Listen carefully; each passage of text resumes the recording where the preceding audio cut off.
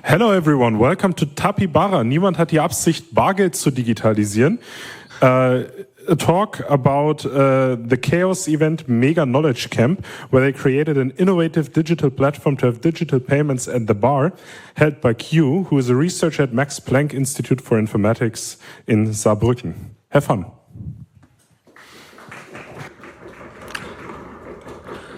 So, yes, hello everyone. We are here to talk about everyone's favorite topic, capitalism. Yay! In the Chaos event we held for the first time last month in the Saarland, Saarland's first Chaos event, also yay! In which we had a Begin Marketing Talk, Innovative Digital Payment System, and Marketing Talk. And that is all the marketing talk that will happen during this presentation. So, probably wondering, who is this creature standing in front of you? I'm Q. By day, I work at the Max Planck Institute for Informatics in Saarbrücken. As said, I break the internet in fun and interesting ways, and in my increasingly limited spare time, I run Glauc Digital. But of course, we're not here to talk about any of that. So, let's talk about some motivation for this project. Why does this project exist? What were we trying to achieve with it? So, yes, we had a Chaos event. Mega-Knowledgecamp, it went off rather well, little small, but everyone likes a small, cozy event sometimes, and we will probably be running it next year. So a little bit of advertising here. Come to our Chaos event next September. And, of course, the most important thing at every Chaos event is that we have a bar. You cannot have an event without a bar. And unfortunately, we live in a capitalist society, so we would like to receive money for our goods and or services. This can present a bit of a problem at a bar or any event for that matter. Namely that cash is annoying and card payments mean dealing with Americans. Yes, that's since the start of this year has become an increasingly problematic thing to be doing. We would also have to pay processing fees, but our primary motivation for this was we did not want to have to deal with the American card networks, because even if we used a European bank for acquiring and someone was paying from their European bank account to us, then it would still have to go through Visa, MasterCard, American Express, and then it would involve America, and that's not exactly ideal. There is the option of GiroCard, but GiroCard is a meme. So, what's the solution to this? Obviously, we're engineers, so we have to over-engineer the solution until we build our own complete contactless payment system with blackjack and hookers, no less. So, what is how does one build a payment system? Step one, build a bank. Very simple first step. I'm sure all of you can build a bank, probably by tomorrow. How exactly does one build a bank? With the Pretix plugin, of course, because we're running a Chaos event, so this is running on Pretix, so all of the cash is already going through Pretix. Pretix is relatively well set up for keeping track of money, orders, and who owns what and who owes everything. So it's simple. This also means that then on the order page, this is grayed out because this screenshot was taken after the event, but on the order page, one could then order vouchers for the bar, i.e. prepay via bank transfer, because bank transfers can take a few days to go through, whatever. But then one could not involve any of this card payment nonsense and then use this contactless payment system with their bar vouchers that they had pre-purchased along with their tickets. So how was this actually implemented? Well, given the need of this was to avoid using cards, we effectively built a card network. When one purchased a voucher for the bar, then a wallet was created with a wallet number, a balance, transactions, and a way to charge it. This is a very, very stupid, simple ledger and would probably would definitely not pass audit of any financial institution, but that's fine. We're not a financial institution. We're a Chaos event. These things are very different for now. So, great. People will place an order. They then get created a wallet for them with a number, and their money that they placed the order with the voucher for is put in that wallet. How do people spend this money? Because it's great taking money from people. I'm sure we'd all like to just take money from people. But in the ideal case, people would like to receive something for their money, or they would never give you money in the first place. Capitalism at work again. So, step 2, give creatures their vouchers. They have bought their vouchers, they would like to receive something for their money. How do we give that to them? Our obvious answer, put things in Apple Wallet or Google Wallet or whatever wallet app of your choice, because this is what everyone basically has and is fairly convenient for most people to use. So then, as you would normally do with an event, you then get this wonderful wallet pass in Apple Wallet with a barcode. And this barcode is both your entrance to the event and your way to spend your money that you have prepaid for at the bar. But yeah, isn't that just the event ticket? But that barcode does look a little funny. What's going on here? Normally this is a QR code out of Pretix. There's something special going on here. And here is where the fun starts. This is actually a train ticket. So you thought you were coming to a talk about digital payments. Haha, psych, no. This is once again Q talks about trains.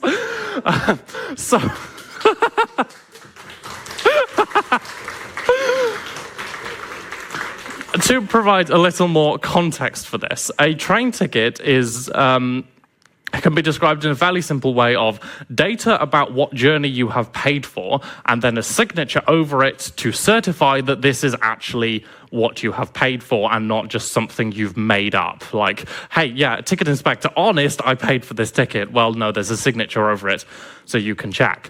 There is a standardized format for the envelope that contains the signatures, which includes such things as where's their version number, who signed it, so in this case the ASTA of the technical university, the key ID, so key 1, we only had 1, which algorithm it was signed for, in this case ED25519, and then, yeah, obviously the signature passes.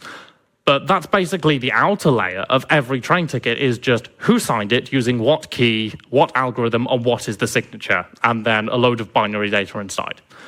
And instead of the normal train ticket data that we put inside, we put 2 different records inside of it, because this envelope just contains a series of records. In the first one, this Pretix data record, we have all the stuff that one would need to verify a Pretix order for checking into the event.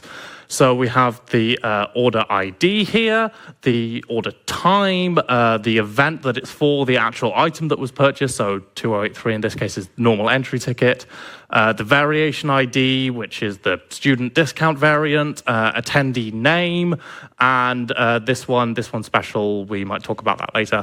And then the second record is the wallet record, which is for spending the money that one has purchased. So when one purchases a voucher, the wallet is created associated with the account that placed the order. And then whenever that account downloads a barcode, this wallet record is additionally added with the wallet number in it so that it can be spent at a bar. Now, you may all be asking, okay, this is all great and all, and we love a bit of digitalization in our lives, but not everyone has an iPhone or a Google phone with the respective wallet app, nor wants to use them even if available. Well, that's fine. It's just a barcode. So we also had this option for printing out barcodes on this little cute cat printer in case people wanted a physical barcode, in case, I don't know, their phone was dead, they did not wish to use the digital option. So digitalization does not always mean that it has to be stuck inside a phone. It can just mean you do stuff like this. So then step number 3, how does one actually pay for it? It's fairly simple once you have these 2 parts. You have placing an order and exchanging money for some credit on a wallet, and then you have giving people a signature or an attested access to that wallet. Fairly simple to wire these 2 things together with a bit of cryptography and 1 API request. And then you get to this, which can I play that? So here we have the barcode, and you scan it, and then this interface pops up with the wallet balance, and then you can charge it at the bar. This, once you've done all the crypto and unpacked all of this is the fairly simple get wallet ID, how much balance is on this. Cool, that's enough balance. Charge €5, send, and then put an item in the ledger. This is fairly simple ledger operations. But I was promised contactless. Where's the contactless in this? This is just some barcodes. So step 4, this is where it gets funny. The value-added services protocols of Apple and Google. Now, this is not a particularly well-advertised feature, but you may have seen this, for example, if you have bought a ticket from, for example, Ticketmaster, where you get this pass in your Google or Apple wallet that instead of having a barcode on it says hold onto reader device, or just has this little contactless icon at the top. This means that then the contents of this pass is transmitted over NFC instead of visually using a barcode. Now, this would be really convenient because then people don't have to bother with scanning barcodes. If they have it in their wallet, they can just hold their phone to the card reader as they would their normal payment card at a bar, and we can create an experience that is almost identical to paying with their bank card. Apple is very restrictive about this. Specifically, that adding NFC to a pass requires a special entitlement issued by Apple. For more information, see near-field communication and getting started with Apple Wallet. One submits this form, the usual response is complete silence. Because, of course, Apple like their technology and they like protecting access to their technology because that's what allows them to charge so much money. But that doesn't sound very Digital Markets Act compliant. We're in the EU, right? We have this wonderful law that lets us do what we want with our devices. So, sure, let's submit a request to Apple saying, hey, give us access to this protocol under the Digital Markets Act. We have reviewed your submissions and determined that the request falls outside the scope of of Article 6.7 of the DMA because the functionalities you seek are not features that are accessed or controlled via iOS or iPadOS. What? This is a feature of the phone and you're claiming that it isn't? Unfortunately, the DMA provides absolutely no appeal mechanism if the gatekeeper, in this case Apple, decides that they are not actually features of the phone. So, complain to the European Commission. Haven't received a response yet. That's great. Google Smart Tap. Google, weirdly, is slightly nicer about this. They have no such silly restrictions on who can make use of Smart Tap. If one has a Google Wallet Pass, one can add Smart Tap to it fairly easily. There is still, regrettably, an NDA. Google let me sign it so I could see the protocol for doing this. But the NDA only covers the protocol for communicating with a phone. It does not cover actually using this. So if one wants to use someone else's reader to do Smart Tap, then one does not need to sign an NDA. One only needs the NDA to implement the value-added services protocol. At this point, we also have to give a thanks to Cormax and their reverse engineering of the Apple and Google VAS protocols, because this project would not have been possible without such reverse engineering. So briefly, how do these protocols work? It's all over ISO 7816-4, which is the normal NFC card communication, with lots of BER TLV, so ASN1-like, and some NDEF, because Google felt like some NDEF. It starts with a select OSE VAS 1, which is OSE is kind of an EMV thing to say this is not an EMV environment and we want to be doing something else. EMV is what your bank card implements. Then you get back a file control information in response to this, which contains a key of either Apple Pay or Android Pay, which tells you whether you're talking to an Apple or Google phone, and then that's all that's in common between them. Every other part of the protocol is completely different. So Apple's protocol is fairly simple. The phone gives its protocol version, some other bits of data that is basically useless and not actually used and can be ignored. Then you give a get data with the SHA-256 hash of the pass type ID. So, pass.com.blah, blah, blah. SHA-256 hash that, send that. And then the response has the public key fingerprint, the device ephemeral public key, which it generated during this exchange, and AES GCM encrypted data containing the device's timestamp and the payload you wish to transfer. Then you do EC Diffie-Hellman and an X963 key derivation function, and then undo the AES and get the pass data. Really not much to it. It's just throwing a bunch of cryptographic primitives together and one command response. All of this can happen after the fact as well, so you don't even need the private keys to be held on the reader device. You can ship off the encrypted payload somewhere else for it to be decrypted. Google's is a lot more complicated. The phone gives a whole range of protocol versions it supports. It also gives a device ephemeral key and nonce. At this point, the protocol switches from BERTLV, so ASN1-like, to NDEF for reasons inexplicable. The terminal then sends its nonce and ephemeral key and signs this nonce and ephemeral key with the merchant ID and the merchant's private key. So then the merchant's private key needs to be on each terminal because it needs to authenticate itself every time it does a transaction. There's a sequence number in all of the exchanges in an attempt to catch someone injecting commands in between. Like if you see a terminal authenticate itself and then try to shove yourself into this protocol, then this is supposed to catch it. It's not actually that effective at it because it's just a sequence number. Then get smart tap data with the type of pass wanted. So not the specific ID of the pass wanted, but just like I would like a coupon, I would like a loyalty card, I would like an event ticket. Then the data is returned using the EC Diffie-Hellman keyed of the two ephemeral keys that we attested to earlier with AES counter mode this time. Pick a different AES mode, why don't you? And a different key derivation function. But there are some similarities here, but the protocols are all completely different in their actual implementations because both of these were developed independently by teams who did not speak to each other and do not believe in open standards. So putting that all together, you then get this, which hold the phone next to the reader. It does its exchange, goes green, and it pops up exactly as if someone had just scanned the barcode. But in this case, you have all the convenience of a contactless payment using your phone. So I would like this myself. You want to use this on your event, whatever.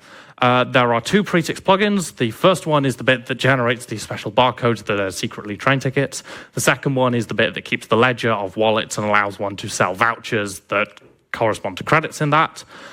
And then there's these 3 GitHub repos. The dot is the hardware that runs on the reader. The server is the bit that manages all of these and communicates this back to the machine. And then the Pretix Wallets register is the web browser software you run on your machine at the bar to actually do the transactions. This is also hosted at glcax/Pretix Wallet because it's just statically compiled JavaScript that can be shoved up and installed as a PWA if one would want. It's not particularly tied to any Pretix instance. And I believe that is everything we have to discuss, and I expect questions.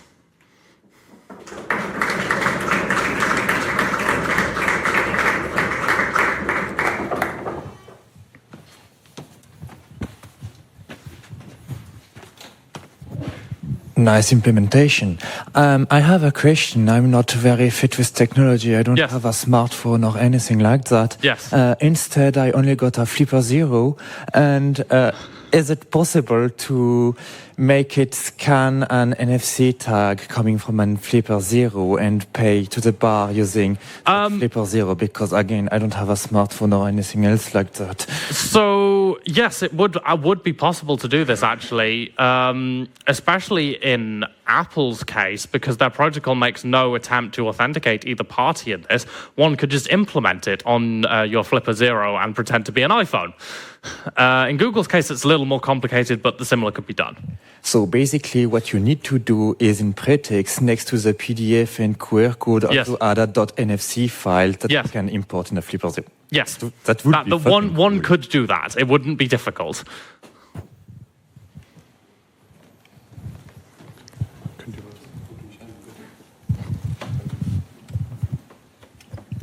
Hi. So what I was mostly thinking is, this is cool and all. Have you encountered any or could imagine any scaling issues if this was used at some major event like Congress, for example?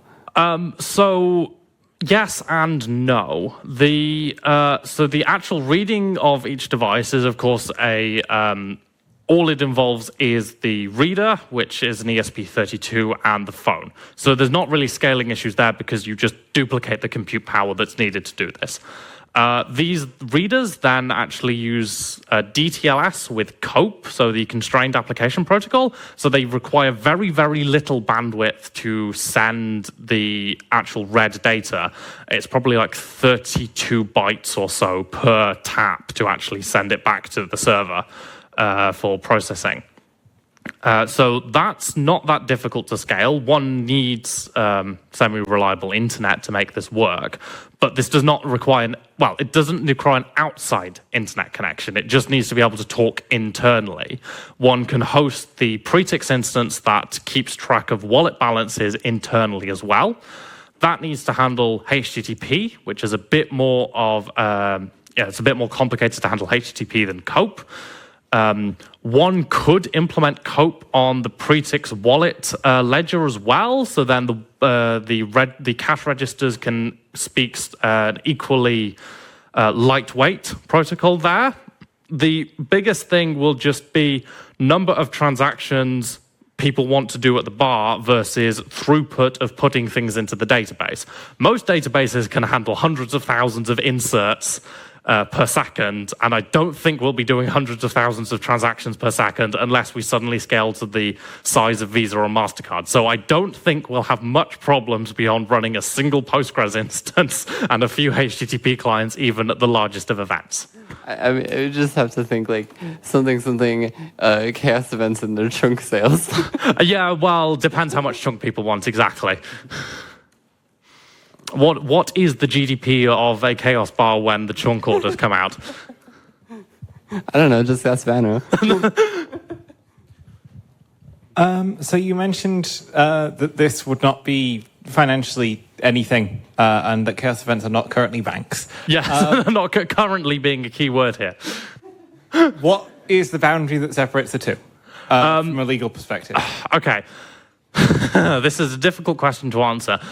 So this is not legal advice. If you're in any way concerned that what you are doing is approaching being a financial institution, please ask a lawyer. However, the general rule is that if it is accepting money from customers and then letting customers spend this money with the same entity that accepted the money in the first place, it's not a bank. As soon as you start involving moving money between different organizations, then you may constitute a financial or e-money institution. Okay, that makes sense. So something like the hack they pulled at Y, where the bar and the bar and the Mate Mart next door are technically separate entities, would potentially cause issues here. That would at least need someone to look over the agreement there.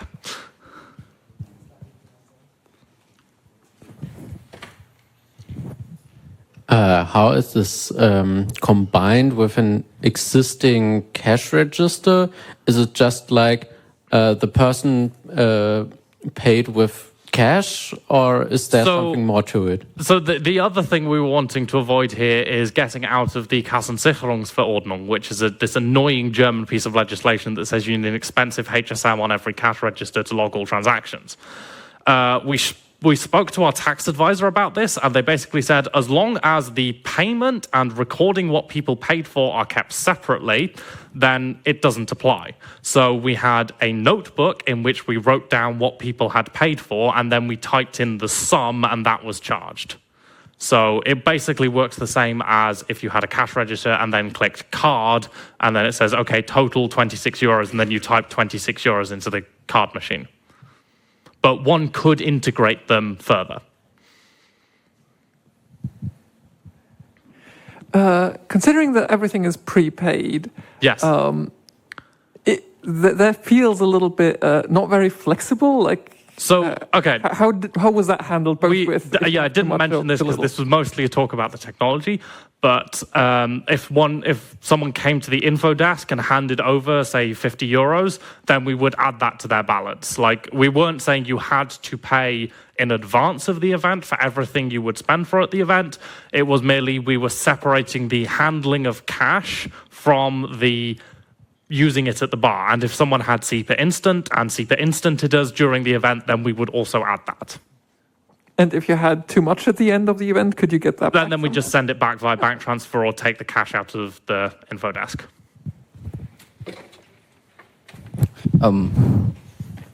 Yes. Question.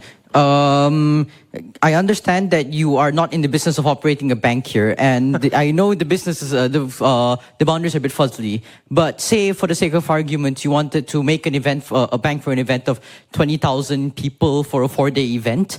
I have no idea what you're planning here, but I'm concerned. At what point do you have to follow the Basel III regulations when it comes to dealing with such large volumes of money?